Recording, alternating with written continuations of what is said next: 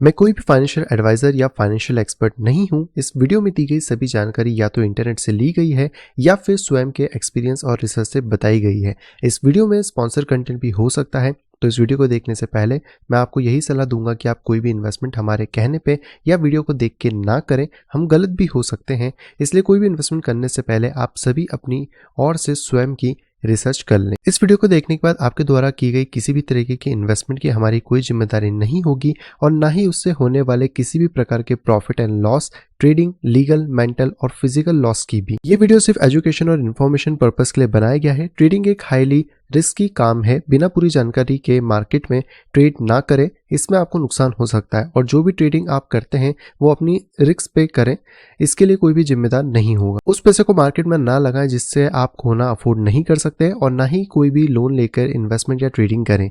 Financial market में financial skills बहुत जरूरी है। बिना इन स्किल के इन्वेस्टमेंट और ट्रेड ना करें। Crypto currency is an unregulated digital currency, not a legal tender and subject to market risk. Hello दोस्तों, मैं हूं प्रांजल, सभी का स्वागत करता हूं क्रिप्टो वेल के बिल्कुल फ्रेश वीडियो के अंदर। कल यार बजट को देख के तो इतनी खुशी नहीं हुई और क्रिप्टो के लिए तो उसमें कुछ था ही नहीं, लेकिन एक न्यूज़ बहुत दिन से यहाँ पे रोटेट हो रही है about the Binance and WazirX. आप सभी को याद होगा इनका झगड़ा कितना ज़्यादा पुराना है, लगभग साल भर के ऊपर यहाँ पे हो चुका है। और यहाँ पर अभी जो चीज़ें हुई हैं, इट्स रियली शॉकिंग थिंग, क्योंकि बाइनेंस ने वजीरेक्स को कहा है कि भैया या तो हमें रिटर्न में चीज़ें दे दो या फिर हम आपके लाइसेंस को टर्मिनेट यहाँ पे कर देंगे। क्या है सारी चीज़ें जानते हैं आज की इस वीडियो के अंदर। वीडियो को लाइक कर दीजिए, पूरा ज़रूर देखिएगा, बहुत इंपॉर्टेंट चीज़ है। और आपका जो फंड है जो भी वजीरेक्स पे, वो बहुत बड़े रिस्क के अंदर है, चाहे वो बाइनेंस पे भी है या फिर वजीरेक्स पे भी है। तो उसके बारे में भी बताता हूँ कि आप क्या यहाँ पे कर सकते हैं और कैसे अपने फंड को सिक्योर यहाँ पे कर सकते हैं। सबसे पहले बात करते हैं कि आखिरकार ऐसा क्या हो गया कि इतनी सारी चीज़ यहाँ पे चल रही है। तो वजीरेक्स को बेसिकली बाइनेंस ने बोला है कि भाई आपने जो भी ये इन्फॉर्मेशन पब्लिकली बताई है ये एकदम सरासर गलत है। बाइनेंस ने यहाँ पर वजीरेक्स को ना तो एक्वायर किया है ना कुछ किया है, सिर्फ कुछ एसेट्स को परचेज किया था और उसी के बिहाफ पे जो डिस्प्यूट है वो यहाँ पे चलता आ रहा है। तो ये कहानी बेसिकली शुरुआत हुई थी 2019 के अंदर, जहाँ पे कि बाइनेंस ने एक ब्लॉग पोस्ट डाला था कि हम वजीरेक्स को एक्वायर कर रहे हैं। हम लोगों ने भी मस्त मस्त वीडियो बनाए थे उस टाइम पे, आपको याद हो तो चैनल पर भी देखने को मिल जाएगा। और अगर आप चैनल के ऊपर जाते हो, यहाँ पे सर्च करोगे अबाउट द वजीरेक्स, तो आपको बहुत सारी वीडियो मिलेंगे, जिसमें से एक वीडियो ऑब्वियसली आपको बाइनेंस का भी मिलेगा। तो मैं यहाँ पे अगर डालता हूँ बाइनेंस साथ में, तो उस टाइम पे ये वाला वीडियो देखो, 3 साल पहले हमने ये वीडियो बनाया था कि बाइनेंस ने एक्चुअली में एक्वायर किया है। और मैंने ही नहीं, बाकी जितने भी इन्फ्लुएंसर्स हैं उन्होंने भी ये वीडियो बनाया है। तो ऐसा तो है नहीं कि उस टाइम पे हम लोग भी मतलब ऐसे ही बना दी उस वीडियो को। और उसके बाद अगर देखें तो एक ब्लॉग पोस्ट उन्होंने यहाँ पर डाला था, जो आपको 21/11/2019 का मिलेगा, कि Binance acquire India leading digital platform asset, जो कि वजीरेक्स है, multiple fiat to crypto gateway. और ये बाइनेंस का खुद का ब्लॉग पोस्ट है जो आपके टाइम में डिलीट हो गया है, तो आपको डायरेक्टली देखने को नहीं मिलेगा, जहाँ पे इन्होंने सारी चीज़ें डिटेल में बताई। और इस पे जो इमेजेस नहीं आ रही हैं उसका यही कारण है कि बाइनेंस ने इस पूरा आर्टिकल को डिलीट यहाँ पे कर दिया है।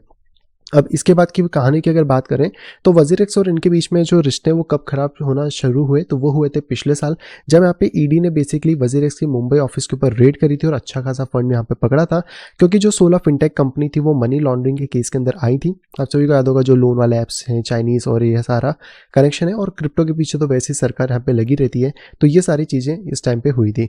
इसके बाद यहाँ पर अगस्त 5 को एक नोटिफिकेशन या आप कह सकते हैं कि चीज़ आती है सीजी की तरफ से, और उनका एक ट्वीट आता है कि बाइनेंस कोई भी इक्विटी ओन नहीं करता है जिनमाई लैब, जो कि पेरेंट कंपनी है वजीरेक्स की, और ना ही वजीरेक्स के अंदर। और यहाँ पर बोलते हैं कि बाइनेंस ने सीधे कॉइनडेक्स के रिपोर्टर को भी ये बोला है कि वजीरेक्स इस मामले में झूठ बोल रहा है कि यहाँ पर बाइनेंस ने उनको एक्वायर करा है। बाइनेंस का खुद का आर्टिकल खुद की वेबसाइट पे होना, और उसके बाद मतलब खुद नहीं लिखा है ना, बाइनेंस एक्वायर इंडिया लार्जेस्ट, ठीक है। उसका जो भी डीलिंग हुई होगी, चलो इंटरनल डीलिंग तो हमें नहीं पता, और एक्सटर्नल डीलिंग के अंदर ये सारी बातें यहाँ पे चल रही हैं। फिर आता है कि जो वजीरेक्स और बाइनेंस की जो ट्रू ओनरशिप है उसके ऊपर बेसिकली यहाँ पे बहुत बड़ा क्वेश्चन मार्क लग चुका है, क्योंकि बाइनेंस एक तरफ मना कर रहा है कि हमारे पास नहीं है, और ये सिंपल सी बात है कि वो जो मनी लॉन्ड्रिंग और बाकी सारी चीज़ें हुई हैं, क्योंकि है तो कहीं ना कहीं चाइनीज मामा, तो उसके पीछे अपना पल्ला झाड़ने की कोशिश कर रहे हैं। वजीरेक्स के ऑफिसर का कहना है कि हमारे पास सारे प्रूफ है कि नहीं भैया तुमने ही हमें एक्वायर करा था, ये सारी चीज़ें हैं।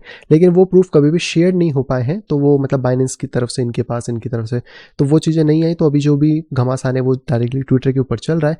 इसी के साथ अभी बात करें तो जनवरी 26 यानी इस साल की बात करें तो बाइनेंस ने बेसिकली WazirX को एक लेटर भेजा है, जिसमें उन्होंने 2 डिमांड्स अपनी रखी है। यहाँ पे कहा है कि एंड ऑफ दिस मंथ, मतलब इस महीने के खत्म होने तक जो रिक्स है यानी कि जो बाइनेंस है वो बेसिकली टर्मिनेट कर देगा इनकी सर्विसेज। तो 3 फरवरी उसकी एक आई थिंक लास्ट डेट है, और ये हाँ 3 फरवरी उसकी एक लास्ट डेट है जहाँ पे किसकी सर्विसेज को वो टर्मिनेट यहाँ पे कर देगा। हालांकि निशल का यहाँ पे कहना है कि जो सर्विसेज बाइनेंस के पास है, या सॉरी जो बाइनेंस है वो उसका कहना है कि यहाँ पे जो सर्विसेज हैं वो सिर्फ क्रिप्टो टू क्रिप्टो हैं, बाकी नहीं है। लेकिन WazirX का कहना है कि नहीं भैया तुमने पूरा एक्वायर किया है, और सारे ऑपरेशन जो क्रिप्टो के INR में या फिर बाकी थे वो भी बेसिकली यहीं पे देखता है। और कॉइनटेक्स्ट के आर्टिकल में WazirX ने ये बताया कि जो भी हुआ ये सारा डिमांड जो इन्होंने लेटर में करी वो अनएथिकल है। ऑब्वियसली बात है, आप ऐसे किसी को जाके डायरेक्ट नहीं बोल सकते कि आपका लाइसेंस कैंसिल कर देंगे अगर हमारी ये शर्त नहीं मानोगे। और यही सारी चीज़ें हुई हैं। प्लस यहाँ पे जो भी मिसलीडिंग स्टेटमेंट्स हैं जो कि zenmai लैब्स या फिर निशल की तरफ से आई हैं, उसको बाइनेंस ने कहा है कि भाई वो जितनी भी रिस्पॉन्सिबिलिटी है वो आपकी है, वो उसको वापस लो। अगर नहीं करते हो तो वही लाइसेंस टर्मिनेटर वाला यहाँ पे आ जाएगा। बट यहाँ पर अगर बात करें तो बाइनेंस ऑलरेडी एक बहुत तगड़ा अमाउंट 67 मिलियन का फीस का यहाँ पे ऑलरेडी यहाँ पे अर्न कर चुका है WazirX प्लेटफॉर्म से, अभी तक की बात करें जो इस आर्टिकल में दिया है। और zenmai लैब जो है वो कंट्रोल और ओनरशिप बता रहा है कि WazirX प्लेटफॉर्म का पूरा की पूरा बाइनेंस के हाथ में यहाँ पर है। अब बाइनेंस का के अगर हम लोग पोर्टफोलियो की बात करें कि देखो जो WazirX का फंड है वो कहाँ है, क्योंकि अभी जब प्रूफ ऑफ रिजर्व की बात हो रही थी, सारी चीज़ों की बात हो रही थी, तो कोई भी आगे तो आया नहीं। WazirX के भी यहाँ पे प्रूफ ऑफ रिजर्व खुद ने तो दिए नहीं, और इसके जो प्रूफ ऑफ रिजर्व थे वो यहाँ पे दिए कॉइन गब्बर ने, जिनको आपने मेरे ब्लॉग्स में ऑलरेडी देखा होगा। तो कॉइन गब्बर बेसिकली यहीं से ऑपरेट करते हैं। तो इन्होंने पूरे होल्डिंग्स दी, और अगर हम इस होल्डिंग में देखें तो जितना भी फंड है, जैसे शिबा इनू बाइनेंस पे पड़ा हुआ है, इसके बाद बिटकॉइन देखें बाइनेंस पे पड़े हुए हैं, इथेरियम की बात करें बाइनेंस पे पड़े हुए हैं, सबके वॉलेट एड्रेसेस भी यहाँ पर है, डॉगी कॉइन बाइनेंस पे पड़े हुए हैं। मतलब जितने भी ये फंड्स हैं जो कहीं ना कहीं WazirX ओन करता है वो सारे बाइनेंस के ऊपर क्या कर रहे हैं, अगर मतलब ऐसी ही सारी चीज़ें हैं। प्लस निशल का भी थोड़े दिन पहले यहाँ पर एक कह सकते हैं कि आर्टिकल आया था जहाँ पे था कि 90% जो WazirX के फंड है वो बाइनेंस के वॉलेट में है, और प्रूफ ऑफ रिजर्व के अकॉर्डिंग भी अगर देखें तो हाँ ये सारे के सारे फंड बाइनेंस के ऊपर है। अगर मैं इस लिंक को माइट भी यहाँ तो ये ओपन नहीं होगी, बट अगर आप चाहो तो इसको खोल के देखो, इथेरियम की चेन है, ट्रॉन की ब्लॉकचेन है, और ये बाइनेंस के वॉलेट्स यहाँ पे सारे दिखाए जा रहे हैं। तो ये प्रूफ ऑफ रिजर्व, और ये वैसे भी थर्ड पार्टी ऑडिट है, तो कोई ऐसा नहीं है कि निशल ने खुद करा और सारा नाम बाइनेंस की तरफ रख दिया है। तो ये चीज़ें भी नहीं है, आप चाहो तो इसको थोड़ा सा ट्रैक करके देख सकते हो।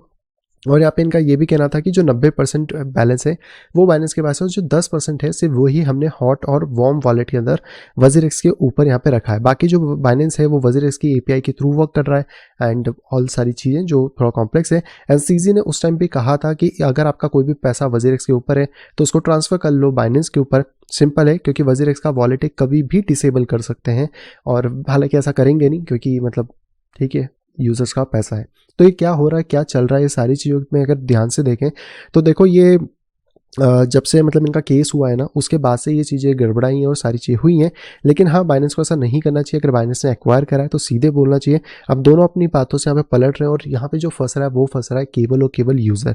तो अगर आप बाइनेंस या WazirX के ऊपर हो तो मैं आपको यही सलाह दूंगा, पैसा पूरा निकालो। चलो बाइनेंस पे पड़ा है जो फॉरेन में वो तो ठीक है, पर एटलीस्ट इंडियन एक्सचेंज में अगर WazirX के ऊपर पैसा है तो निकाल लो, क्योंकि अगर ये चीज़ ज़्यादा बड़ी हो जाती है तो आगे चल के WazirX के पास वैसे भी सिर्फ 10% फंड है, अगर उसमें वो पूरा एक्सचेंज मैनेज नहीं कर पाए तो आपके पैसे उस टाइम पर अटक जाएंगे, एंड नेक्स्ट FTX का कॉलेप्स इंडिया के अंदर हमें WazirX का देखने को फिर मिल सकता है। देखो होगा कि नहीं होगा ये एक अलग बात है, लेकिन as a safety purpose FTX में हम लोगों ने पैसा ऑलरेडी लूज़ किया है, उससे पहले मैंने कितने एक्सचेंजेस में किया होगा। तो मैं आप लोगों से यही फिर से गुजारिश करूंगा कि अपना पैसा विड्रॉल कर लो, सॉफ्टवेयर वॉलेट हार्डवेयर वॉलेट में मूव कर लो। इथेरियम चेन पे थोड़ी सी फीस हाई लगती है तो दूसरी चेन में कन्वर्ट करके बाकी टोकन्स ले सकते हो, लेकिन बिटकॉइन और इथेरियम को उन्हीं की मेन चेन पे विड्रॉल करो, क्योंकि यहाँ पर अगर आप नहीं भी करते हो तो देखो बाइनेंस जो मनमानी कर रहा है वो हो सकता है कल आपके खुद के बाइनेंस अकाउंट के साथ भी करे। बाइनेंस ने ऐसा बहुत बार किया कि आपके अकाउंट में KYC के चक्कर में फंसा दिया, और KYC ना कर करके वो अकाउंट आपका डिसेबल हो जाता है, फिर वहाँ पे कितना भी पैसा पड़ा होगा वो किसी काम नहीं आएगा। और ये सिर्फ बाइनेंस की हरकत नहीं है, ये बाकी जितने भी एक्सचेंजेस हैं उनकी भी यही सेम हरकतें हैं इंटरनेशनल वालों की।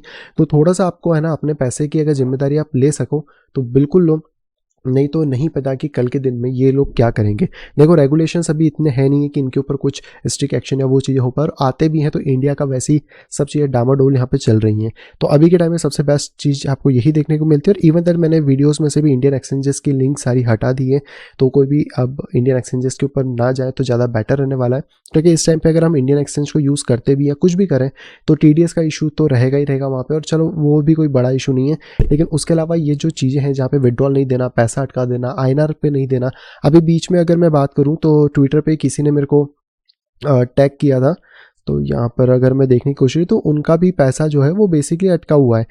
हालांकि वजीरेक्स पे नहीं था, किसी और एक्सचेंज पे था, बट कहीं ना कहीं देखो ये आप देख सकते हो ये भाई हैं, क्योंकि कहीं ना कहीं आप मतलब देख सकते हो कि इनका पैसा बहुत टाइम से यहाँ पे अटका हुआ है। तो ये वही बता रहे थे कि क्या चीज़ें हैं, क्या सारी चीज़ें चल रही हैं। तो मतलब ऐसे अगर चीज़ें चलेंगी, एक्सचेंजेस ऐसा करेंगे तो यार मतलब देखो यूज़र का पैसा, और यूज़र फिर यहाँ पे ट्रस्ट जब खोएगा ना तो वापस वो नहीं आने वाला है। हालांकि टेक्नोलॉजी अच्छी है, सब अच्छा है, लेकिन प्रॉब्लम यही है।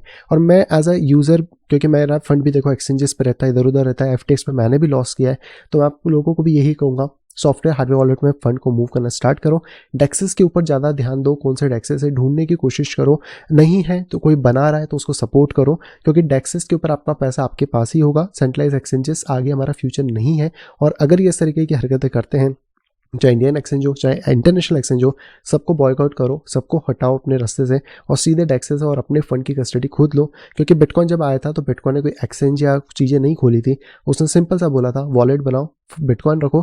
आपको भी अब उसी चीज़ को फॉलो यहाँ पे करना चाहिए। थोड़ी हैक्टिक प्रोसेस ज़रूर होगी, थोड़ा दिमाग खराब ज़रूर होगा, क्योंकि एक्सचेंज पे सारा फंड पड़ा रहता है तो बैकएंड में सब मैनेज हो जाता है। लेकिन जब आप सॉफ्टवेयर वॉलेट में, हार्डवेयर वॉलेट में जाओगे तो आपको थोड़ी मशक्कत वहाँ पे करनी पड़ेगी। और अगर नहीं करते हो, कल को पैसा डूबता है तो फिर देखो रिस्पॉन्सिबिलिटी आप खुद अब ले सकते हो, क्योंकि इतनी सब चीज़ें अगर हो रही हैं, कॉलेप्स हमारे सामने दिख रहे हैं, तो आंख बंद करके हम यहाँ पे नहीं बैठ सकते। आई होप दोस्तों वीडियो आप सभी को यहाँ पे पसंद आई होगी। दोस्तों अगर वीडियो पसंद तो प्लीज़ वीडियो को लाइक करेगा। अगर अभी तक चैनल अपने अपने फैमिली या फ्रेंड के साथ शेयर नहीं कराए तो तुरंत जाए शेयर करें, ताकि वो लोग भी क्रिप्टो मार्केट से अपडेटेड रह सकें। अगर आप आए फर्स्ट टाइम इस चैनल के ऊपर, तुरंत जाइए चैनल को करिए सब्सक्राइब, साइड में देखिए नोटिफिकेशन बेल को दबा के क्लिक करें ऑल के ऊपर, ताकि मेरे आने वाली सभी वीडियो की इन्फॉर्मेशन प्रॉपर टाइम पे पा सकें। तो मैं मिलता आपसे कुछ इंटरेस्टिंग वीडियो के साथ, तब तक have a great day and bye bye.